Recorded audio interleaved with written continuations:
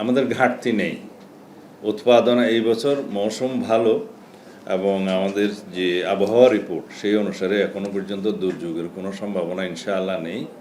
মার্কিন যুক্তরাষ্ট্রের মানে ইউএসএ থেকে গমের আমদানির জন্য আমাদের একটা মেমো অফ আন্ডারস্ট্যান্ডিং হয়েছে প্রায় 7 লক্ষ মেট্রিক টনের মতো G2G। আমরা 3rd of May থেকে এই প্রকিউরমেন্টটা শুরু করব বোরোর ধানের ক্ষেত্রে। মে মাসের 3 তারিখ থেকে ক্রয় শুরু হবে এবং 31শে আগস্ট পর্যন্ত চলবে। আর চালের ক্ষেত্রে আমরা 15 মে থেকে শুরু করব, এটাও 31শে আগস্ট পর্যন্ত চলবে। 31শে আগস্টের পরে যদি সময় বৃদ্ধি করতে হয় আমরা সেটা সবার ডেকে নির্ধারণ করতে পারবো, এটা ফ্লেক্সিবল আছে। গমের ক্ষেত্রেও একই সময় 3rd of May থেকে আমরা কালেকশন শুরু করব আর 31শে আগস্ট পর্যন্ত এটা চলবে। তো গমের ক্ষেত্রে যেহেতু আমাদের এক্সপিরিয়েন্সটা ভালো নয় অভ্যন্তরীণ প্রকিউরমেন্ট, সেটা অনেকটা আমদানি নির্ভরই থাকে। That's all. আমাদের যেটা জাতীয় চাহিদা 4 কোটি কত লক্ষ মেট্রিক টন, 24 লক্ষ মেট্রিক টন।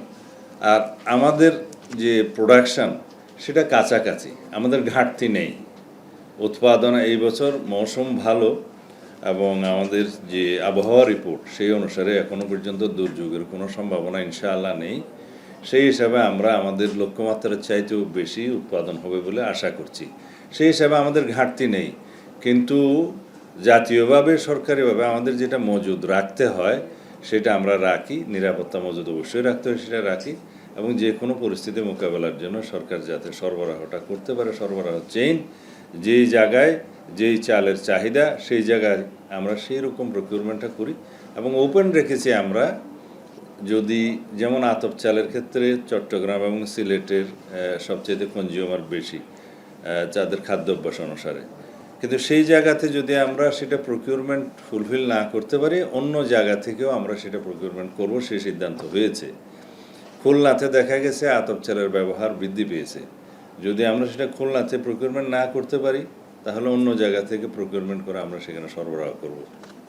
আপনারা নিশ্চয়ই ইতিপূর্বে জেনেছেন যেটা আমরা মার্কিন যুক্তরাষ্ট্রের মানে ইউএসএ থেকে গমের আমদানির জন্য আমাদের একটা মেমো অফ আন্ডারস্ট্যান্ডিং হয়েছে প্রায় 7 লক্ষ মেট্রিক টনের মতো G2G।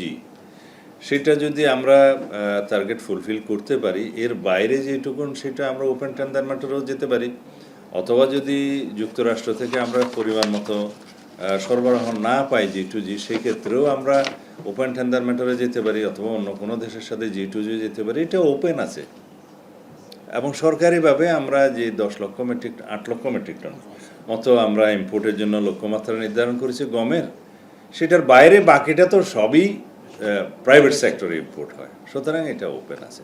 তারা বিভিন্ন সোর্স থেকে আনতে পারে, যেগুলো প্রথামাফিক বিভিন্ন সোর্স থেকে, যেমন ওখানে ইউক্রেন সহ আরও অনেক দেশ ছিল সরবরাহকারী। এটা যুদ্ধ পরিস্থিতির কারণে হয়তো এটা ভেরিয়েশন হবে, যেখান থেকে তারা কস্ট বেনিফিট অ্যানালাইসিসে ভালো পাবেন প্রাইভেট আমদানিকারকরা, তারা সেটা চুজ করবে।